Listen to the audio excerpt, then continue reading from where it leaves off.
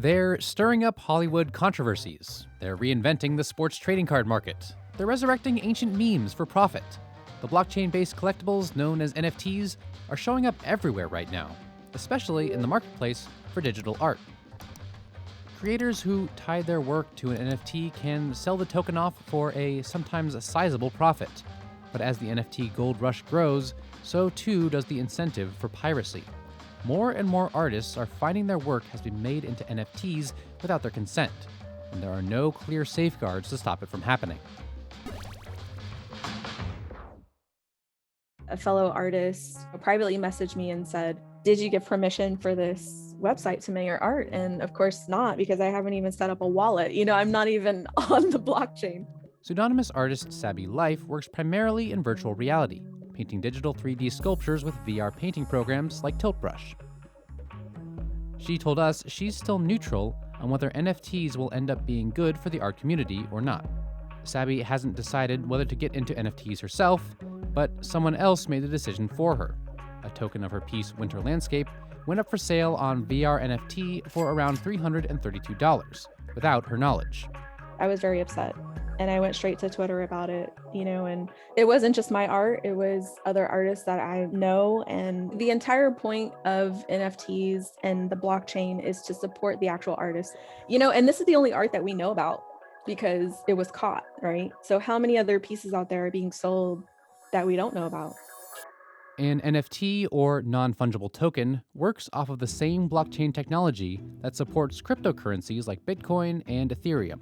Instead of minting new cryptocurrency, NFT miners turn their blocks into certificates, embedding a link to a specific piece of media, and then selling those certificates on to buyers who want a collectible tied to that media object. The trouble is, anyone can create an NFT out of anyone else's work. There's almost no oversight on many NFT platforms to ensure an auction is tied to the actual artist. Since NFTs are kind of a new trend, there's a lot of legal uncertainty for artists whose work's been pirated. All the answers to that sort of copyright dispute are, how much money have you got? David Gerard is a journalist and author who's extensively covered blockchain-based technologies. He's somewhat skeptical about how it's currently being used. Cryptocurrency is a multi-layered fractal lasagna of bad ideas. An NFT doesn't actually include any artwork, only a link to it, which makes it hard for artists to assert copyright or ownership over a crypto token that references their art. But the platforms actually auctioning the NFTs do display the artwork tied to the token, which does open those sites up to copyright claims. To their credit, most NFT sites do respect that, so that's good, because they're on, frankly, dodgy legal ground already, so being responsive is probably good.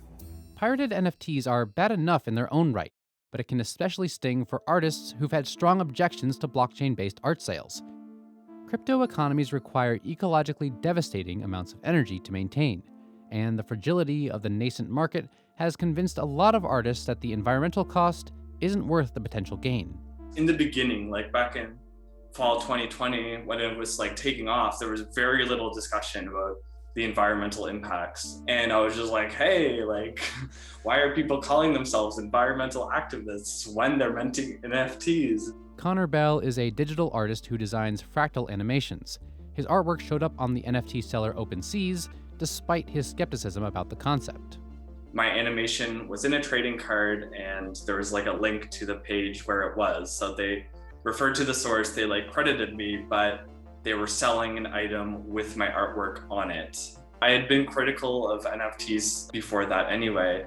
So I was just hey, guess what? My artwork was stolen. Engaging with the NFT market can take a social toll as well as an environmental and financial one. Bell told Newsy he's faced waves of harassment from his public objections to NFTs. And Sabby says she's noticed rifts forming in digital art spaces around NFTs.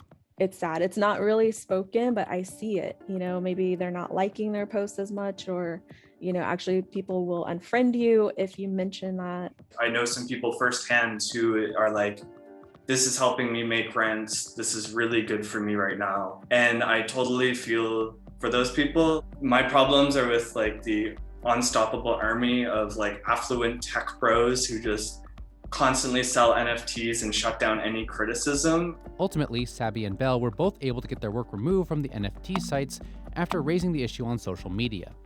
But there are a plethora of different NFT sellers out there. Trying to police every NFT auction of your work could quickly get exhausting. There are a few NFT projects that are trying to address art theft. The Pastel blockchain is floating an AI-driven image detection algorithm to detect duplicate uploads to the network. And NFT registration service Artery uses independent researchers to verify their tokens line up with the right artists.